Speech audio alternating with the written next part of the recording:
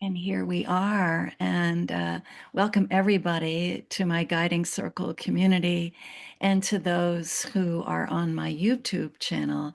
I'm so happy that you're here, and I'm so thrilled to introduce you to somebody that I think is remarkable. This is Tessa McWatt, and she has written an astonishing book called The Snag, subtitled A Mother, a Forest, and Wild Grief. And if that doesn't just grab you right there, I don't know. Uh, so, just a little preamble. Tessa, I was so fortunate because my stepdaughter, Kate Hammer, handed me your book, knowing intuitively that it was exactly the right accompaniment I needed at the time to help me with so many layers of grief Mm, that I didn't feel prepared to mm, walk through. And then reading your book, the astonishing feeling of, I have a companion mm. is what I have felt. Oh, isn't that great? There is someone who will walk in these woods with me, Mm, but someone who is brave enough and smart enough and gifted enough to articulate it in a way that I have not felt articulated. So I've said enough that I hope will get our listeners kind of their curiosity piqued. Would you mind telling us about this beautiful title, The Snag, A Mother of Forest and Wild Grief? Thanks, Carolyn. Thank you. I'm really happy to be here and really grateful that you asked to have this conversation and grateful to Kate for having given you the book. Yeah, the snag is, for those who don't know in terms of forest terminology, is an old or dying standing tree, dying or dead standing tree. And or it cannot be, it can be horizontal as well. It can not be standing. It can be in the water, all kinds of forms. But it is, although it's in its last stages, it's the most important tree in the forest because it's the place where all of the nutrients and the biodiversity happen. It's where all the little creatures go in and search for that. It's where bigger creatures look for smaller creatures. And so it's a place of real wealth and wisdom and nourishment. And I think that that became when I started walking in forests for this project, just researching things when I was feeling a lot of my own grief about the planet and grief about my mother, who is also in the title, who has dementia. And we had, and the book takes place over the 2 years in which we had to move her out of one place and into two other places. And so it's a kind of tracking of the small griefs of loss through a parent's memory, but also the griefs that were going on in the world around me, around in terms of the forests that I was in terms of the bigger political picture, and so it's about many griefs. And so that's why the wild grief, I think for me was an appropriate part of the subtitle because it's wild to do with nature, but it's also wild because it just keeps coming. It's not something we tame. Grief is something you feel and have, and it just keeps on appearing like some kind of wild growth. Yes, yes. And I am of a thought these days, nor should we tame it, Yeah. nor should we, that there's something so powerful about knowing that grief is natural. And the fact that we happen to be experiencing so much of it and on so many levels, Mhm. perhaps is what seems unnatural to us in these times, but that it is a fundamental aspect of our life. And you reference in the book, and I mentioned this to you when we had our wonderful conversation earlier, about the quote, "The dead surround the living." Is that It's John Berger. John Berger? Yes. Yeah. Um, and I love that quote. I use it when I'm teaching mediumship Mm. And I also teach mediumship with many, many references to walking in the woods and being aware of the dead trees that are supplying life to the brand new saplings. And so when I read that in your book, I got goosebumps. I thought, Yeah. oh my goodness, this woman and I are kindred. Um, so that is such a striking image and so Yeah. helpful, I think. I think it's I mean, I don't know when I started to feel like that, in terms of, I mean, I read it in John Berger's book, and I've sort of read it and felt it, and kind of took it on as an intellectual kind of concept most of my life, but I don't think until recently I've actually focused on it and felt it, and understood that when that we can, because I think as a result of the griefs, as a result of my friend and other people in my life dying, I think I've found a way to access them. I mean, in terms of just they're in me, and so for my to pay attention to that feels like something that is possible and therefore comforting. It is possible and comforting. Yeah, Yeah. I just lost my oldest brother, Chris, Oh, to Alzheimer's. I think oh, we talked a couple months ago. He was, still with us on the planet. And then, mercifully for him, mm, he drew his last breath. mm, And it's been such a powerful experience um, because, of course, we're all very sad for mm, his passing. mhm, Um, but he's been so clear about letting me know that he's fine. mm, And um, it is incredibly comforting to know that the dead surround the living. And mm. how does the quote continue? The living form the Oh gosh. Yeah, I don't have it. I mean, just let me see if I can find it quickly. I've got it right here. Okay. The dead surround the living. The living are the core of the dead. In this core are the dimensions of time and space. Yeah, What surrounds the core is timelessness. yeah, And this is from Left Curve number 31, Berger's most recent form of yeah, fiction. That is so amazing. But the living are the core of the dead. And exactly. can you talk about when you're walking in a forest and maybe what that meditation might Mm. feel like for you? Well, interestingly enough, it's very, very central to the whole development of the book, because the book goes in stages of a tree. So it goes from seed to sapling, to seedling rather, to sapling, to mature tree, to snag. So it has a life cycle. And that quote for me is like, there's a moment in the book where I hold an acorn, and I think, this acorn has all of its own death in it, like already in it, because it holds all of its stages already, even though it's just a seed. And so that idea that the dead are the sorry the living are the core of the dead, it comes to me in that fact that we go from that to the snag, so it's a kind of natural growth, and the snag still has the acorn. Yes. Yeah, it's really, I mean, it's such a powerful concept. And I think incredibly personal if we're brave enough. Yeah, yeah, yeah, If we're brave enough, it can be deeply personal.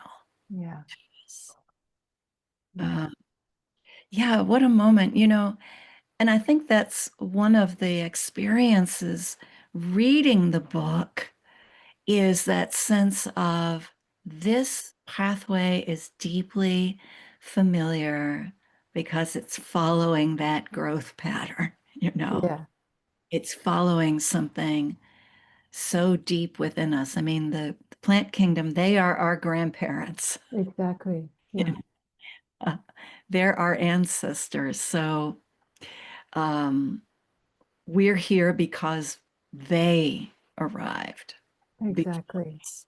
Yeah. Yeah. I wanted to take you for a walk in my forest for a moment, because we're surrounded by woods here, and there is a tree that I always think of you when I see. Okay. And I call her a she's an enormous, she's probably around 200, 250, 250 years old, great Scotch pine. And she was at some point, you could tell somebody put barbed wire around her. And she has these very rigid lines. And that's not uncommon in our forests here, where people put barbed wire around trees and brindled them. Mm, You often can walk in our woods and see pieces of barbed wire sticking out of trees, where mm, the tree has grown around the barbed wire yeah. and continued. And this particular tree, you can't see the barbed wire anymore, but what you see are the scars. Mhm, And being a woo-woo kind of gal, every mhm, time I walk by her, I put my hand on her and just tell her, I'm sorry. mm, I'm sorry this happened. mm, Um, and she's doing well, mm, she's whatever that trauma was, mhm, she's there's a certain sense of, and I know I'm anthropomorphizing, but she seems so brave to me because mhm, she's willing to say, here's the scar, mhm, here's what happened to me. It hurt, and mhm, I'm still growing.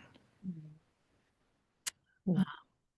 So I wanted to share that with you. Thank you. That's beautiful. That's beautiful. And I just saw a film last night by this incredible filmmaker named Andrea Lucas Zimmerman, and it's a film in which these it's called Wayfaring Stranger, and it's anyway, it's a beautiful film, and in it she has some photographs of just what you're talking about, these trees that kind of get interrupted in their growth, but then incorporate that interruption into their continued growth, and so they're thriving, and yet they have this, like you're saying, a scar or a almost like a prosthetic in a way, like an extra bit of themselves that's not necessarily of their own of growing, but it's like it's something from the outside that comes in that feels like it could have been an assault in the moment, but somehow they've beautifully managed to wrap themselves around this invader and be, it's helped them to grow. So what you're saying to me is really interesting as an image, because it's also what happens with us and grief. Like grief becomes part of us. It doesn't ever go away. It for whatever person or thing, it just is incorporated, and we grow around it. Yes, And I think that's and I think that's true. it certainly is true in my experience. Yeah, Yeah, yeah. yeah. It doesn't go away. The ache is there. I Mhm, wanted to ask because your mother is such a beautiful character in the book, and one of mhm, the one of the joys for me was getting to know your mom. mhm, mhm. Gosh, I love Yeah. mom. How is she doing? She's really doing very well. I mean, without, spoilers to the book, she's managed another move in which she's in a home, in a care home, and she's uh, still very peaceful and happy and funny.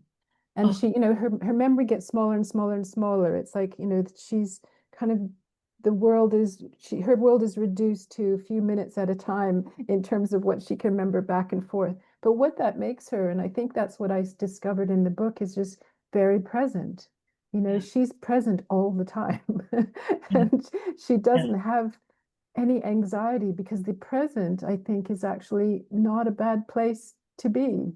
And so she's quite happy most of the time, thanks to her dementia. And I don't want to romanticize it too much, because there are people who are suffering dementia who have a really, really horrible, hard time of it. And it's heartbreaking, and it can be violent, and it can be, distressing and really painful for the people around them. So I don't want to minimize any of that. But for my mom, that presence has been a gift for all of us, because she just makes us laugh. Oh, I just love that. I just love it. Um, she made me laugh a good Yeah, deal. And, yeah. uh, she brought me a lot of comfort. And I hope Mhm. it's all right if I use her refrain, which is goody goody. Exactly. Goody goody. Yeah, It's something that I've adopted now. that's great. That's really, that's a wonderful outcome for me of the book. I think it's a great phrase. Like, no matter what happens, she gets up and says, goody goody, claps her hands, goody goody, and just goes off to her lunch or her whatever it is. Um, so when it's like this moment of life goes on, and it's good. And it's good. Yeah, Yeah. it's good. Um, and I do want to mention to people who are listening, who haven't read the book yet, that um, lest you think that this book is all about despair, it certainly is not. Mm. And there's an incredible amount of hope. And Mhm. we learn by taking the journey with you about all the amazing things that are happening Mhm. in terms of our environment, Yeah, all the comeback that has happened. yeah, yeah. Um, And the communal resistance, the small communities, those indigenous communities that I worked with, that where, their environments have already been taken from them or destroyed, and they have a resistance and a kind of forest-like energy to keep things growing for them in the community. And so it's quite humbling how positive some of those actions are. when you say quite humbling, and I resonate with that. Mm. Um, what does that mean to you, quite humbling? It means that here I am living in a country and city and neighborhood that is very well off, very secure, very safe, very rich but relatively speaking to some parts of the world. And I have my family. My father, died when he was 94. My mother is 92 and still going. I've lost a few people, but overall, I am really well. But sometimes I don't. I'm just, I despair. I despair again with the world. I despair with the politics. I just despair with the wars, the genocides, the destruction, and yet their resilience and resistance feels so simple that's why I feel it's humbling. These are people who have lost so much, and yet Yes. um, are um, are engaged in a deep and loving life. Yeah, and it reminds me of if you go onto Amazon, by the way, and you can see that your book is there in Kindle fashion, which I was very happy Okay. to see. Yeah. It's also, tell us where you can also buy it. It's Book Depository. It's also from the publishers at Penguin Random House, and all kinds of, like, if you want to avoid Amazon, which I would really love if people did, Book Depository is a really good source. Um, Okay. yeah, Okay, great, great. But this notion that the book is about how to live, how to grieve, and how to yeah, die yeah. is something that I find immediately humbling and immediately plugs me into the resonance of a forest, Hmm. Hmm. where it isn't just me or my journey. this is what it means to be a being. Exactly. This is what Yeah, beings do. They live, they grieve, they die. exactly. Um, and that you have sort of sandwiched living, you've sandwiched grieving in right in between living and dying. That Yeah, it isn't just enough that we're born, we live, we die. yeah, Where we live, we grieve, we die is yeah, seems a beautiful, humbling yeah. template to me. Thank you. Thank you. I hadn't really thought of it like that. And thank you for putting those three things in their importance. Because at the beginning of the book, um, the question is because of the grief that I'm facing, the question is this something that's going to just go on and on, this grief? And if it is, how do I learn about it? How do I grieve? But also, how do I die? And interestingly enough, it was Kate, when I asked that question, how do I die, said to me, you mean you want to know how to live?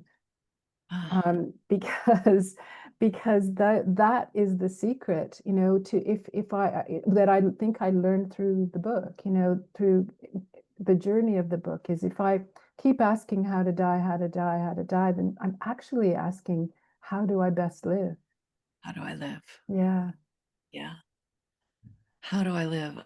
It's something that I saw in my dear brother Chris Mhm. with his Alzheimer's, that Mm. he, up until almost the end, he retained his vivid, inexhaustible curiosity about the world. Mhm. And it didn't always make sense. He would bend down. I would walk with him around his memory care unit. He would bend down to the carpet and pick up an imaginary stone and hold it up as if it were the world in a grain of sand, Yeah. and put it in my hand, and then put my fingers around the imaginary stone and look at me like, isn't that Mm. incredible? And Mm. that sense of his livingness that was Mm. going on. And I think it's like your mom's goody It goody. is. It is. Exactly. Like whether or not she's consciously facing death or thinking about it, who knows? Or whether she has said and often says, well, you can't live forever. And so those thoughts do come into her life, I think.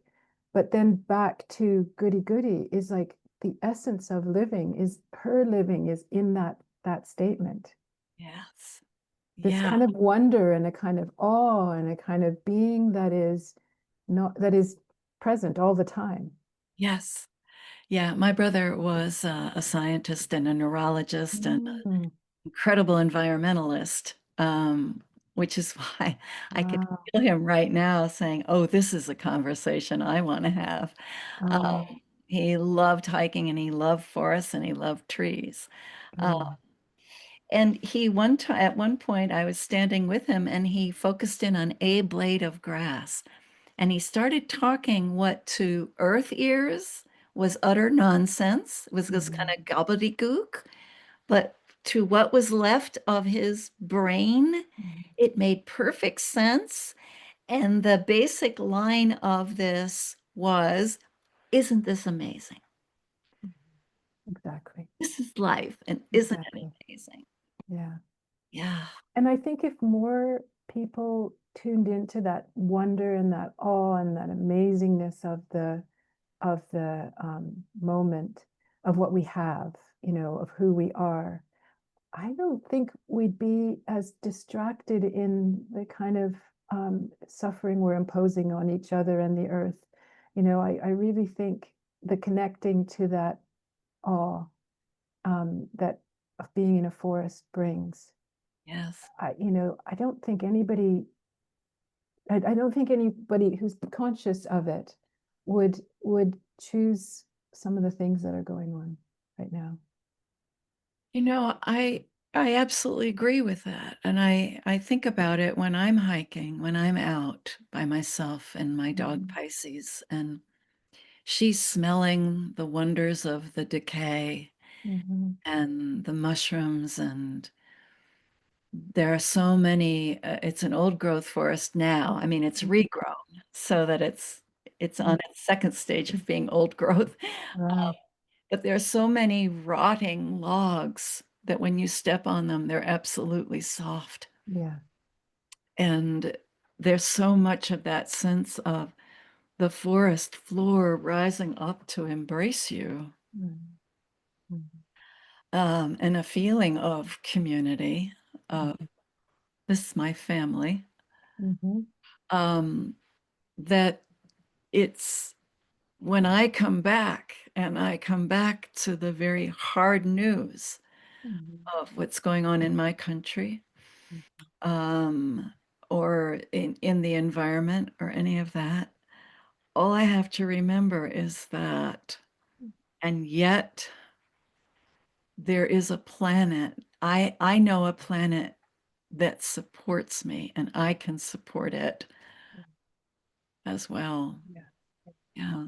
And Oh, sorry, you go ahead. no, I was going to just say, I think, some people in the environmentalist movement um, don't, or some people, some people that even that criticize that movement connected to a sense of spirituality don't see it as an individualist thing. And it's so the opposite of that. It's so much about community and joining up and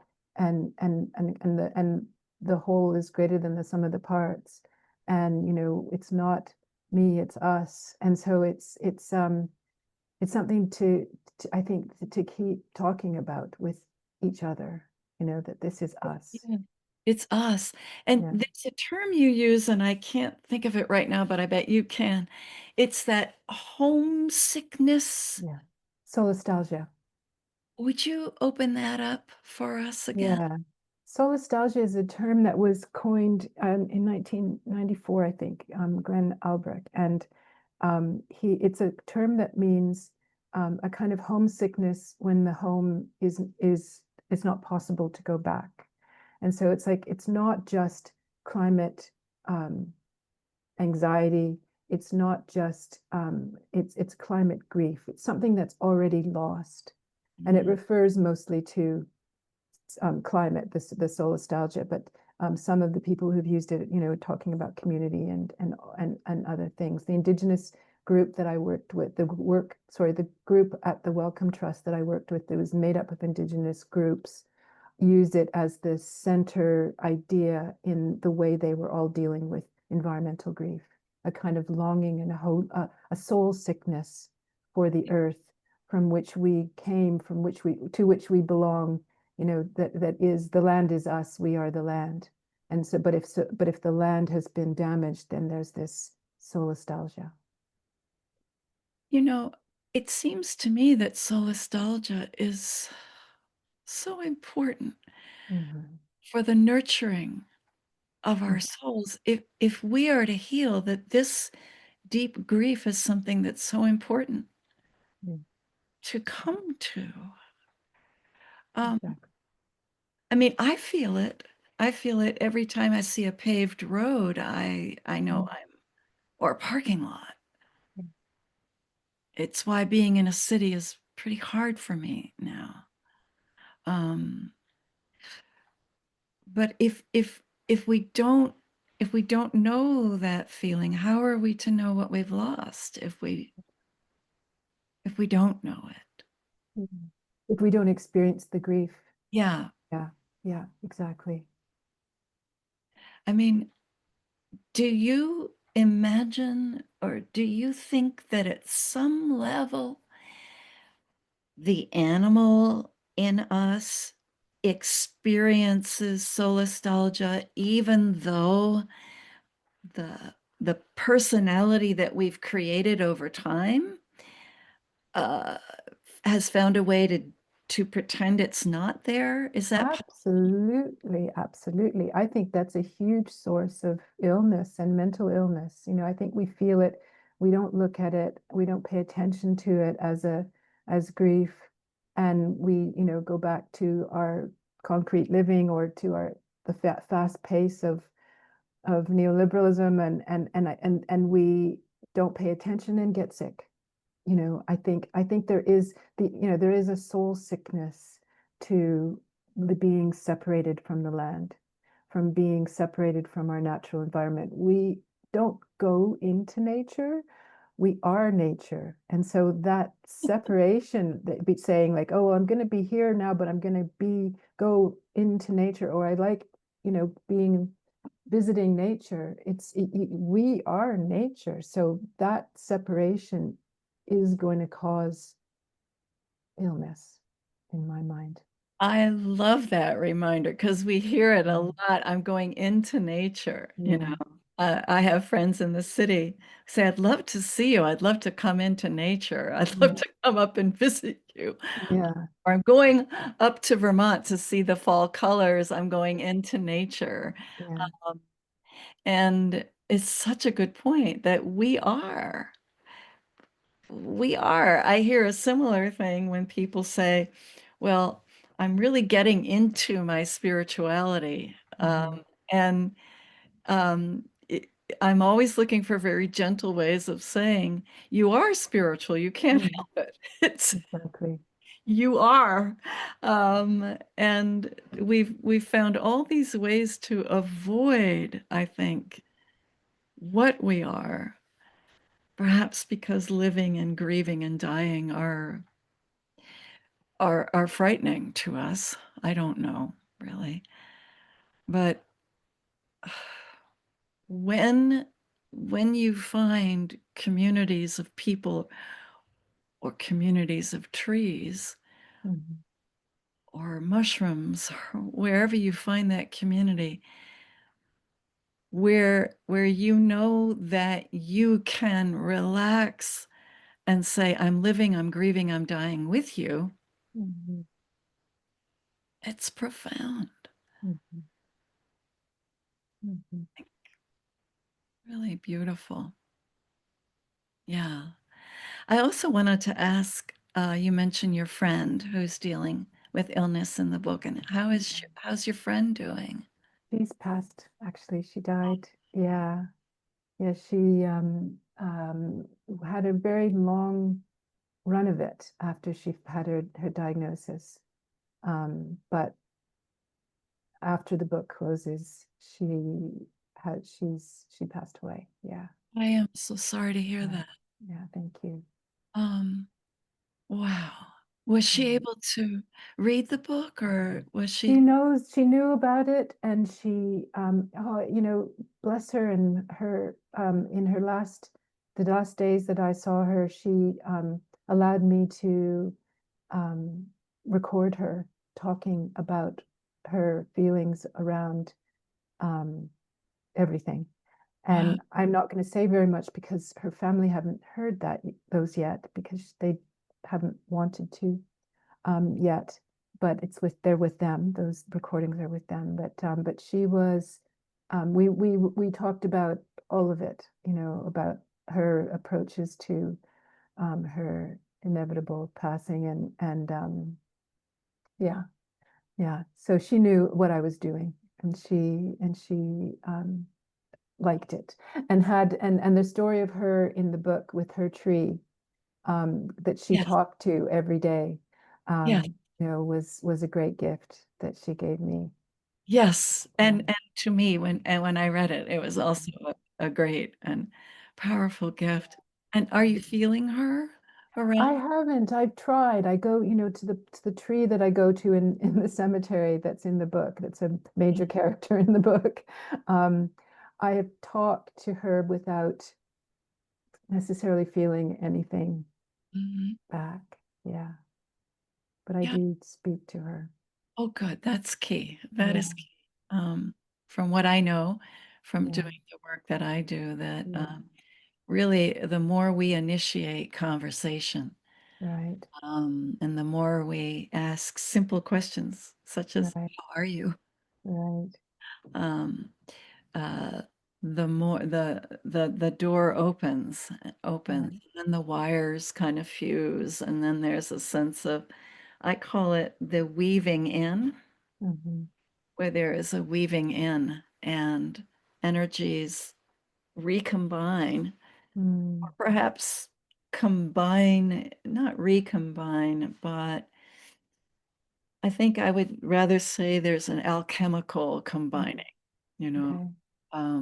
a transmuting of what was already there in place and now it's Mm, transmuted. But I feel confident you will hear mm, her. Yeah, mm. yeah.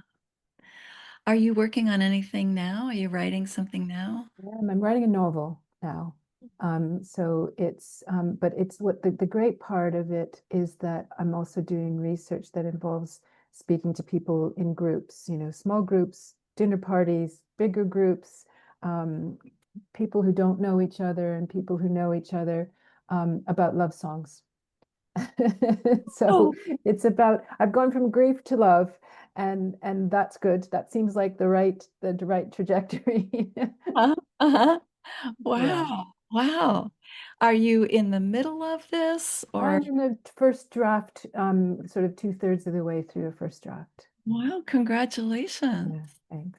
Wow, so here's a new sapling coming up. Exactly, exactly. Yeah, Wow. Wow. Well, you'll have to let me know I when will. I will. It'll be a while.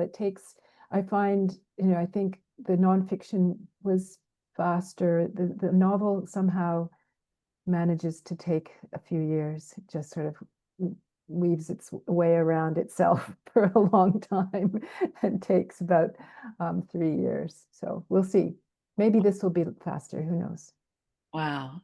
Well, again, I mean, this is one of the reasons I so enjoy the snag because it is a meander, it is a wander.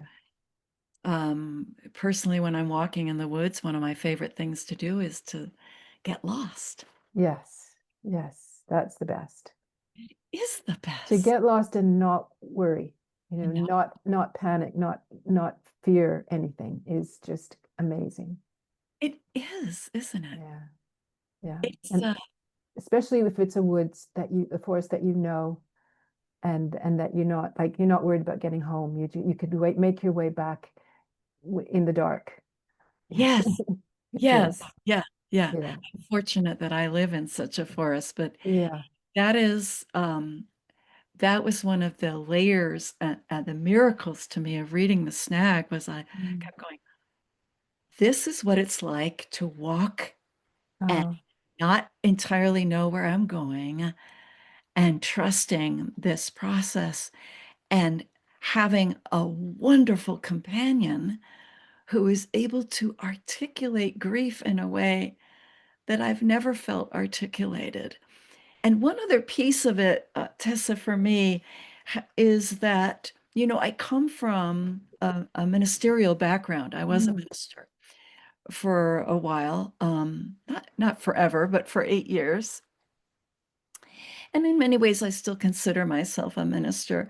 But mm, along the way, even before seminary, I read so much spiritual literature, so mm, much. I feel like I've been crammed with it mhm, my life.